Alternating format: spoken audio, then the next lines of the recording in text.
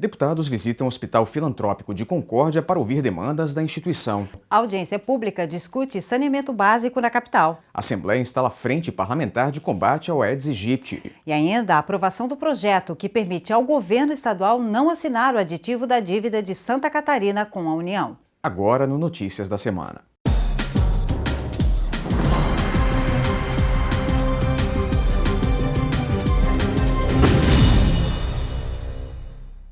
Um grupo de parlamentares, liderado pelo presidente da Assembleia Legislativa, esteve em Concórdia, no oeste do estado. Eles foram conhecer as dependências do Hospital São Francisco e pontuar as principais demandas da instituição. A visita faz parte de um roteiro traçado pelo presidente na busca de alternativas para fomentar os hospitais filantrópicos do estado. Dessa vez, eu mesmo acompanhei a visita. 2 centros cirúrgicos, 9 salas de cirurgia, 206 leitos. Números que dão uma ideia aproximada da estrutura do Hospital São Francisco, em Concórdia, graças aos investimentos feitos nas últimas décadas.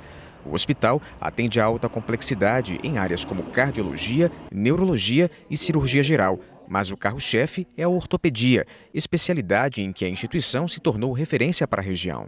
O São Francisco tem caráter filantrópico e é administrado pela entidade São Camilo. Por aqui são feitos todos os meses mais de 9.000 atendimentos, entre consultas, internações, partos e cirurgias. O hospital atende os 14 municípios do Alto Uruguai, onde vivem aproximadamente 180 mil habitantes. 60% dos atendimentos feitos aqui são através do Sistema Único de Saúde. Um dos poucos serviços que ainda não são oferecidos pelo SUS é o do setor de hemodinâmica, onde são feitos procedimentos cardiológicos como a colocação de catéteres, por exemplo. É que o município de Xanxerê, a 86 quilômetros de Concórdia, já é considerado referência em cardiologia. Durante a visita feita ao hospital pelo presidente da Assembleia, deputado Gelson Merizio, o corpo clínico defendeu o credenciamento. Hoje já está em pleno funcionamento. Nós estamos pleiteando junto ao governo do estado, aos órgãos públicos, para que a gente possa realizar os procedimentos pelo SUS também, principalmente aqueles procedimentos de emergência, que não haveria um tempo hábil de transferir o paciente para um outro centro. O presidente do Legislativo, que vem percorrendo o estado para traçar um diagnóstico da situação dos hospitais filantrópicos de Santa Catarina, considera de extrema importância que o serviço seja disponibilizado pelo SUS a toda a população. O que nós temos que fazer é potencializar o recurso público, canalizá-lo para atender de uma forma mais rápida e eficiente o cidadão. E ter um hospital aqui em Concórdia tão bem projetado, tão bem administrado, é uma certeza de que a saúde tem caminho, tem jeito e pode melhorar. Outra luta da instituição é pela revisão dos valores repassados pelo Sistema Único de Saúde, que hoje correspondem a 60% dos gastos com os procedimentos. Seria um reforço nas contas do hospital, que tem planos de continuar crescendo. Existe um projeto, provavelmente no final do ano, de ampliação do hospital, um prédio moderno, com toda uma infraestrutura adequada à realidade de hoje, provavelmente coisas futuras. O hospital não para de investir e, embora, como você mesmo disse, existe hoje uma prioridade da hemodinâmica, a viabilização do hospital se dá na medida em que oferece serviço e tem retorno desse serviço. Portanto, nós não vamos parar no tempo. O deputado Neudi Sareta, do PT, que é de Concórdia e conhece de perto a realidade do São Francisco, acompanhou a visita. Ele destacou a importância dessa aproximação para que a Assembleia possa ajudar o governo na definição das prioridades para o setor. O grande debate, fatalmente, que deveremos fazer não só esse ano, mas nos próximos anos, é os orçamentos destinados à saúde, que terão que ser dimensionados de forma a contemplar valores maiores, que hoje a cada dia aumenta essa demanda do atendimento da área da saúde. É importante a priorização da saúde, portanto, estar no hospital, visitando, participando, ajuda a não só conhecermos melhor a realidade, mas termos mais argumentos para a defesa daquilo que nós entendemos importante, que é inclusive o aumento dos recursos para a área da saúde em Santa Catarina. Já na capital, uma audiência pública promovida pela Comissão de Transportes discutiu a situação do saneamento em Florianópolis.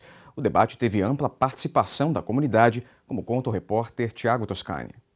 A sala onde a audiência pública foi realizada no Centro de Convenções Luiz Henrique da Silveira, em Canasvieiras, no norte da ilha, quase ficou pequena para tanta gente. Também pudera. Não é de hoje que o assunto saneamento básico de Florianópolis é um problema. Para o diretor da Associação Comercial e Industrial de Canasvieiras, foi nessa temporada, no entanto, que o tema ganhou uma proporção ainda maior por causa da poluição do Rio do Brás.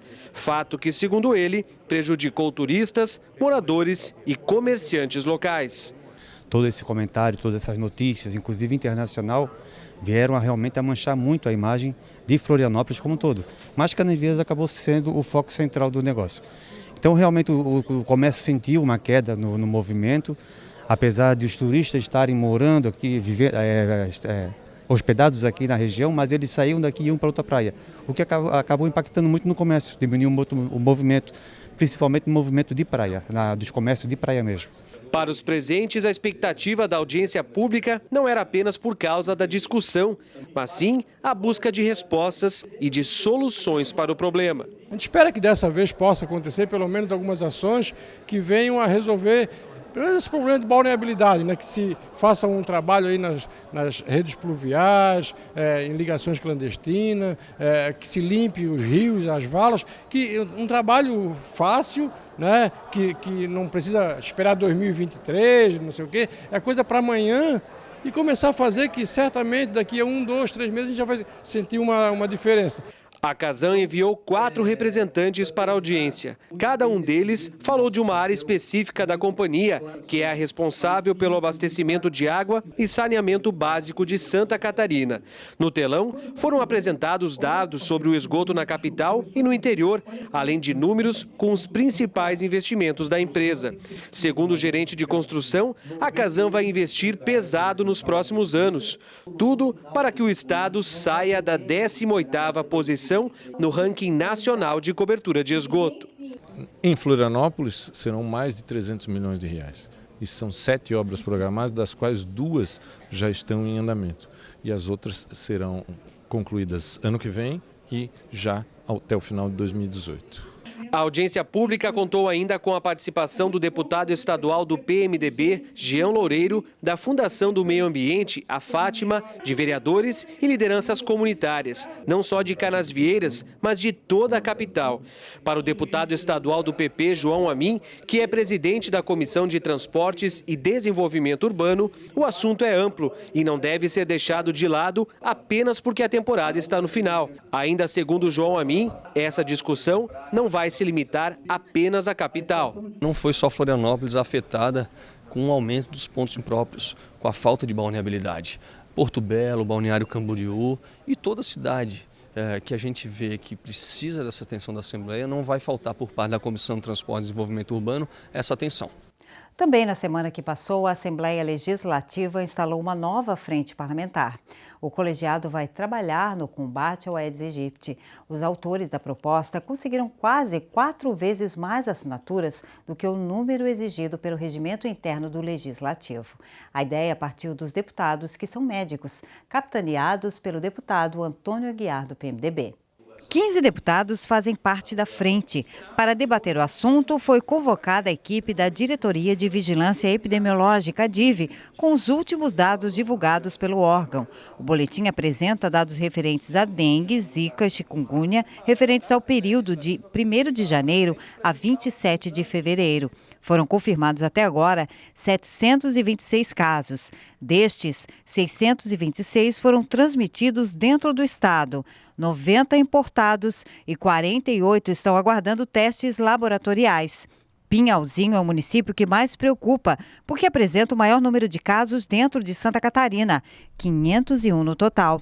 O município foi classificado como nível de transmissão epidêmico, ou seja, acima de 300 casos por 100 mil habitantes. E a preocupação é exatamente no oeste do estado. Mais uma vez, nós estamos convidando todos os prefeitos, secretários municipais e vereadores, poder político local desses municípios para uma reunião na próxima sexta-feira com o secretário estadual de saúde para a gente estar somando esforços para identificar o que mais podemos fazer em relação à situação da dengue naquela região. Em relação aos casos de febre e chikungunya, até agora são 115 suspeitos.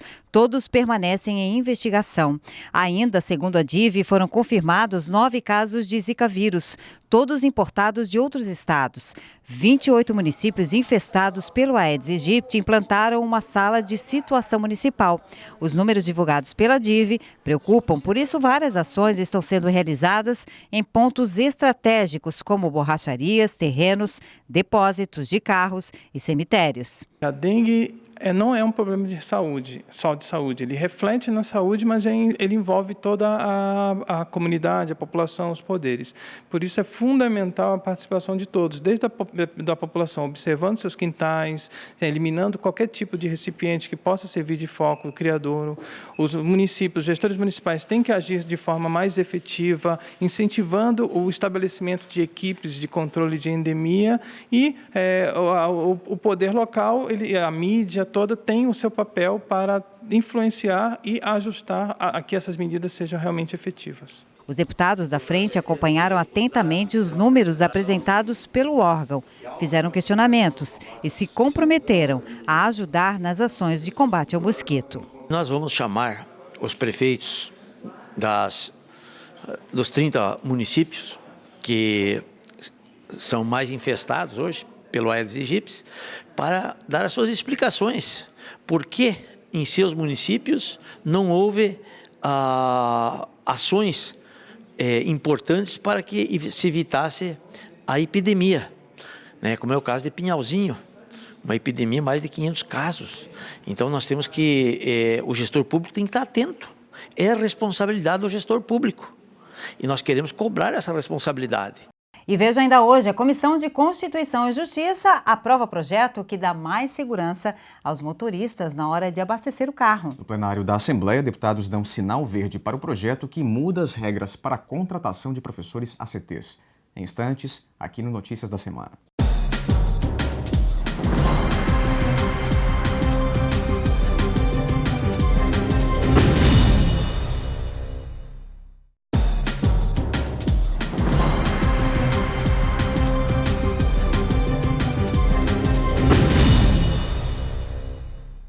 Parlamentares da Comissão de Constituição e Justiça retomaram esta semana a análise dos projetos em tramitação no colegiado. Uma das matérias discutidas dá aos donos de veículos automotores mais segurança na hora de abastecer o carro. O projeto 459 de 2015, de autoria do deputado estadual do PMDB, Jean Loureiro, tem como principal objetivo informar aos clientes de postos de combustíveis sobre qual é o tipo de gasolina que eles estão comprando e colocando nos veículos. No ano de 2011, a Agência Nacional do Petróleo, a ANP, autorizou a comercialização de uma gasolina produzida através de elementos químicos, como solvente, por exemplo. Esse produto passou a ser chamado de gasolina formulada, diferente da gasolina refinada. O fato é que, apesar da gasolina formulada ser mais em conta, isso nem sempre é informado ao consumidor, que acaba pagando no produto formulado o mesmo preço do produto refinado, que é mais caro. O deputado do PMDB, Valdir Cobalcini, relator do projeto, vê a aprovação como positiva para a sociedade. O consumidor tem o direito de saber, né? São componentes químicos diferentes a gasolina formulada ela tem um custo menor e você, quando compra, você não sabe se está comprando a gasolina, né, formulada ou refinada. Durante a reunião da CCJ desta terça-feira, os parlamentares também aprovaram o PL que institui a Semana Estadual de Divulgação das Práticas Integrativas e Complementares de Saúde no estado de Santa Catarina. Entre elas estão incluídas a acupuntura e a homeopatia. A autoria do projeto é do deputado Natalino Lázari, do PR. Deputados da Comissão de Turismo receberam esta semana um grupo de profissionais que atua na área da tecnologia. São os participantes e organizadores do Startup Weekend, que fizeram uma apresentação do evento durante a reunião do colegiado. Os deputados da Comissão de Turismo aprenderam tudo sobre o Startup Weekend. O organizador do evento, Eduardo Matos, apresentou os resultados da última edição, que aconteceu em Joinville recentemente. O Startup Weekend é voltado ao empreendedorismo e tem a ideia de fomentar o mercado, incentivando boas ideias. Eventualmente, essas startups ela pode ir para o mercado e pode ter êxito, mas o grande benefício do Startup Weekend é justamente a educação empreendedora. Então, é ter esse impacto na vida dos empreendedores e trazendo capacitação, trazendo conhecimento, trazendo metodologia para tornar a vida do empreendedor um pouco mais fácil, né? Os participantes da última edição falaram aos parlamentares sobre as ideias que tiveram e o quanto a tecnologia pode contribuir. O último evento, que teve como tema o turismo, apresentou resultados positivos e mostrou que essa iniciativa tem tudo para trazer ainda mais inovações para o setor. O deputado Jean Loureiro, do PMDB, presidente da Comissão de Turismo e Meio Ambiente, conheceu o Startup Weekend e considera o evento de extrema importância por captar novos talentos, estimular boas ideias e trazer ações eficientes. Ali surgiram características empreendedoras que vêm a promover o turismo de Santa Catarina.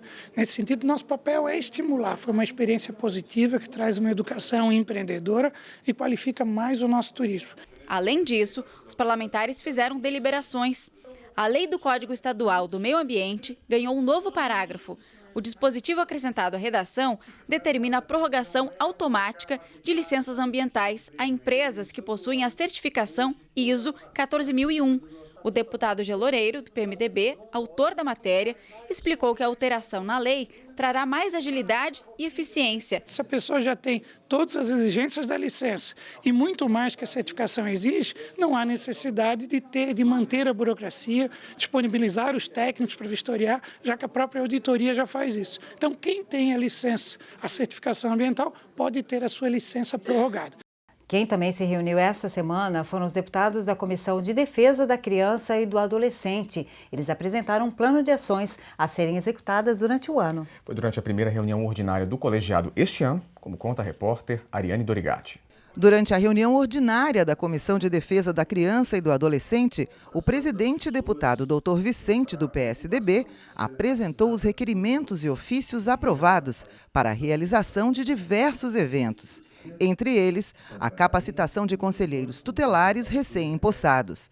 A medida se faz necessária, já que muitos não foram reconduzidos ao cargo. Fazer com que eles saibam como enfrentar situações como o abandono, o abuso sexual, o mundo das drogas, enfim, tem tanta coisa, o trabalho infantil, tem tanta coisa importante para a gente abordar, mas tem um jeito de fazer de pessoas com experiência e é isso que a gente quer levar. Um pouco mais de experiência para adoçar essa vida dos conselheiros tutelares, que a gente sabe que não é uma coisa simples.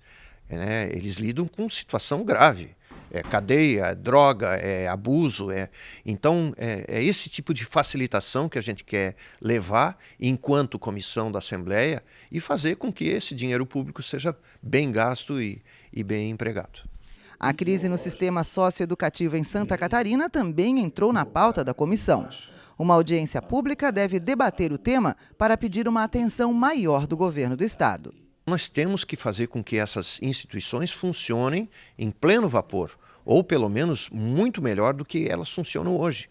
Algumas já funcionavam muito mal, mas estão funcionando um pouco melhor, mas nenhuma delas chega à metade da sua capacidade. Então, tem construções exuberantes, bonitas, por fora, mas por dentro, quando a gente vai ver, falta muito funcionário, falta muita coisa importante para fazer com que elas realmente sejam instituições até de se pensar numa reabilitação. Então, isso tem que ser discutido, nós vamos fazer essa audiência pública, discutir com as autoridades e discutir mesmo interna corporis aí para saber quais são as medidas que nós vamos ter que tomar. Já em plenário, deputados aprovaram um projeto que muda as regras para a contratação de professores ACTs. A matéria altera uma lei de autoria do Executivo e sancionada no final do ano passado. Mais de 90 APAES estão sem professores de 3 disciplinas por conta do novo regime de contratação.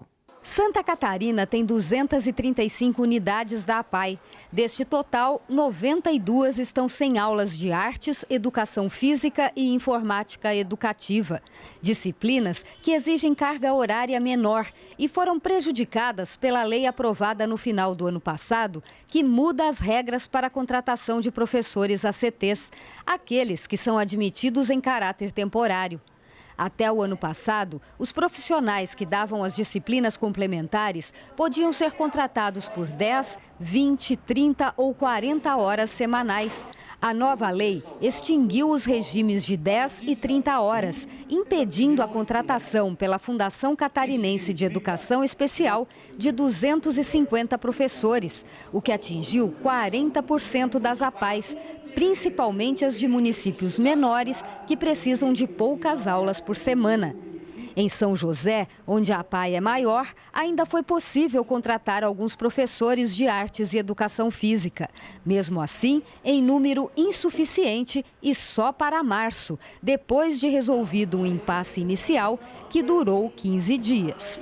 Como as atividades são globalizadas e elas são de continuidades, uma área da sequência para outra afeta diretamente no processo cognitivo, de desenvolvimento, relações sociais, as questões de desporto, aptidões físicas, de saúde, acesso a questões culturais. Então afeta na globalização do sujeito. Pais, funcionários e professores das APAEs, que atendem 18 mil alunos em Santa Catarina, se mobilizaram para resolver o problema.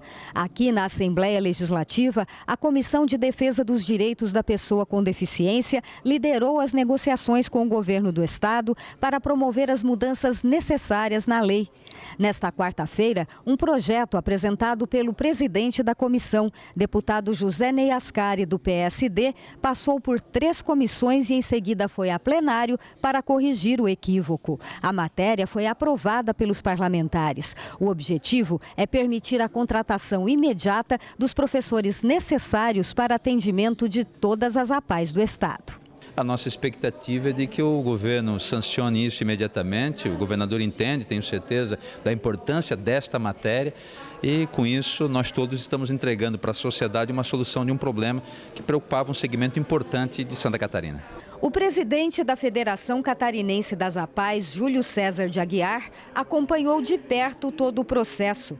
A partir de agora, ele espera que os alunos voltem a contar com as 3 disciplinas dentro de poucos dias. A expectativa é de que o projeto saindo da casa hoje ou amanhã para o governador seja sancionado até sexta-feira, para que na segunda-feira a Fundação já possa iniciar todo o processo de contratação dos professores. Na minha expectativa, no mais tardar até quarta ou quinta-feira da semana que vem, nós já tenhamos esses professores nas APAEs. Além da matéria das APAEs, deputados discutiram esta semana o projeto de lei que permite ao governo do estado não assinar o aditivo da dívida de Santa Catarina com a União. É o que você vai ver depois do intervalo. A gente já volta.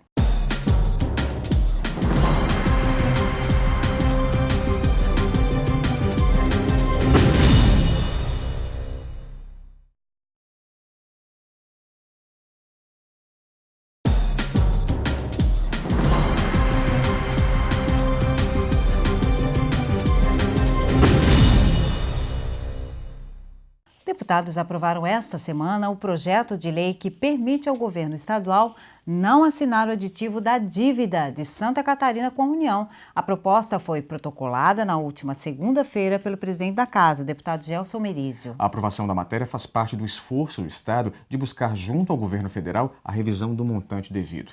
Como Notícias mostrou na semana passada, a tese de Santa Catarina mobilizou o Supremo Tribunal Federal. A questão da dívida pública de Santa Catarina com a União ganhou um novo capítulo. Em plenário, os deputados aprovaram, com 23 votos favoráveis e 2 abstenções, um projeto de lei de autoria do presidente Gelson Merizio que altera uma lei estadual do final do ano passado. Nessa lei, o Poder Legislativo autorizava o Executivo a renegociar as dívidas com a União, um montante que atualmente ultrapassa os 8 bilhões de reais. O problema é que apenas um dia depois dessa autorização ter sido publicada, o governo federal mudou as regras. Através de um decreto, as taxas de juros foram alteradas, ampliando ainda mais a dívida catarinense. Se fosse mantido o previsto originalmente na renegociação, esse montante devido seria de 1,4 bilhão de reais, se fosse utilizada a taxa Selic acumulada média. Mas com o novo decreto do governo federal, o saldo devedor catarinense pularia para 9,3 bilhões de reais, já que os cálculos passariam a usar a taxa Selic capitalizada, cobrando juros sobre juros. O governo catarinense não assinou o aditivo que incluiria o Estado nessa mudança de cálculos. O projeto aprovado aqui em plenário confirma que essa autorização dada para a renegociação da dívida só tem validade se forem mantidas as condições originais. O presidente do parlamento falou sobre os objetivos do projeto. Solidificar a posição de Santa Catarina, construir para o governo um anteparo à pressão que vai vir do governo federal, demonstrar ao STF que a ação proposta por Santa Catarina é uma ação de Estado e não de governo, e sermos absolutamente intransigentes em um direito de Santa Catarina de ter pago a sua dívida com juro, correção monetária, e nas contas da União dever mais de 9 bilhões. Esses 9 bilhões vão fazer falta para a saúde, para a educação, para as estradas, e deste direito nós não abriremos mão. Em plenário, Merizio reafirmou que o Estado já quitou a dívida que tinha com a União. Segundo ele, se a tese de Santa Catarina for vitoriosa, isso poderá significar um novo pacto para todos os estados do país. Nós vamos iniciar um novo pacto federativo no Brasil de forma inversa. Absolutamente necessário e inevitável. O governo federal está empurrando com a barriga, até quando não sei. Agora, a insolvência do Rio Grande, a dificuldade do Rio de Janeiro no final do ano com os hospitais, o atraso do Tribunal de Justiça nos salários do Paraná demonstram claramente que os estados estão no processo de pré-falência. Então, essa questão, quando o serviço público que é feito pelos estados e pelos municípios for encerrado, a União terá um custo muito maior para salvar os estados em estado pré-falimentar. Seria muito mais inteligente e mais óbvio fazer o que está sendo feito agora. Nós não estamos querendo dinheiro novo, nós não estamos querendo pagar novamente uma dívida já paga. Essa é a conta que está em jogo, e isso representa 1 bilhão de reais todos os anos. Parlamentares catarinenses receberam esta semana a visita do conselheiro científico da Embaixada Italiana no Brasil. Pois é, ele veio demonstrar aos deputados a intenção da Itália de investir em Santa Catarina. Santa Catarina é destaque na área da tecnologia e o sucesso do setor atraiu olhares europeus. A Itália, que quer expandir investimentos para outros continentes, manifestou interesse no estado. O conselheiro científico da Embaixada Italiana em Brasília veio a Santa Catarina fazer uma série de visitas. Uma delas foi à Assembleia Legislativa, onde veio mostrar aos deputados que a Itália quer estreitar relações com os catarinenses e tem a intenção de investir aqui no campo tecnológico. Hoje fui na Universidade Federal, ontem no workshop sobre os nanosatélites, ontem também na Eletrosul. São todos diferentes diferentes áreas de cooperação tecnológica e científica muito importantes. Os italianos veem inúmeras possibilidades de investimentos em Santa Catarina, como transmissão de energia, por exemplo. O presidente da Assembleia Legislativa, deputado Gelson Merizio, do PSD, deixou claro que as portas estão abertas e que sempre há espaço para investimentos aqui no estado. O deputado Dr. Vicente, do PSDB, que é representante dos imigrantes italianos no Brasil, disse que a visita é de grande importância e representa mais um avanço na relação econômica entre os dois países. Faremos, através da Frente Parlamentar Brasil-Itália, uma opção agora de incentivarmos cada vez mais esse intercâmbio de conhecimento, de experiências, para tornar algo produtivo. O importante é que foi dado o primeiro passo. O presidente da Assembleia se mostrou bastante interessado e a Frente Parlamentar tem que tomar conta disso e fazer acontecer. E a edição de hoje termina mostrando a homenagem ao trabalho desenvolvido pela Ipagre Santa Catarina. São 60 anos ajudando a melhorar o trabalho do homem no campo. A EPAGRE conta com 1.654 funcionários em funções administrativas e operacionais. Deste total, 639 são extensionistas rurais e sociais, que se dedicam à educação informal de agricultores e pescadores, indígenas e quilombolas de Santa Catarina. Os profissionais da EPAGRE repassam informações técnicas com base em pesquisas científicas, muitas vezes realizadas pela própria empresa, para a troca de conhecimentos, visando a melhoria na produção rural do estado. Para esse pessoal, final de fevereiro é sempre de comemoração. Foi em 29 de fevereiro de 1956 que o governo do estado instalou o primeiro escritório técnico agrícola, que hoje se transformou nesta grande estrutura, integrando todas as regiões de Santa Catarina. 60 anos depois, a EPAGRE faz aproximadamente 350 mil assistências anuais e já desenvolveu diversas tecnologias sociais de baixo custo que colaboram com o crescimento econômico e social do estado e dão mais qualidade de vida a pescadores e trabalhadores rurais. Em todos os escritórios locais da EPAGRE foram realizadas reuniões como esta para comemorar a data. Quase todos os municípios do estado contam com uma unidade da empresa. Em Florianópolis, os profissionais que atuam na extensão reuniram colegas aposentados, outros parceiros de trabalho, além dos pescadores e maricultores, que são o público-alvo na capital. Alguns deram depoimentos emocionados. Hoje a EPAGRE mora no meu coração, né? Que a EPAGRE ajuda a maricultura, pescador. Hoje a cadeia de pescadores, porque o pessoal acha que tem vergonha de falar, mas hoje a EPAGRE ajuda muito. Se não for a EPAGRE, atrás do recurso, a pesca morre. O seu Ademir também se emocionou ao falar do trabalho da EPAGRE na comunidade dele. O maricultor colhe 400 mil sementes de ostras e 50 toneladas de mariscos por ano e é vice-presidente de uma associação de criadores no sul da ilha. Cresceu com a ajuda da EPAGRE. A EPAGRE, ela representa para nós, maricultores ou para mim, ela é uma geração, além de ser uma geração de emprego e renda, ela veio mudar com toda a vida do pescador, ou seja, do maricultor artesanal aqui em Florianópolis, quando eles começam então a fazer a extensão rural, porque os peixes já tinham desaparecido da região, quando de repente a EPAGRE chega com sua equipe no Ribeirão da Ilha, com a tal da implantação da maricultura. Falar em implantação de maricultura, falar em marisco, a gente colhia marisco nos costões. Então imagina falar em plantação de maricultura.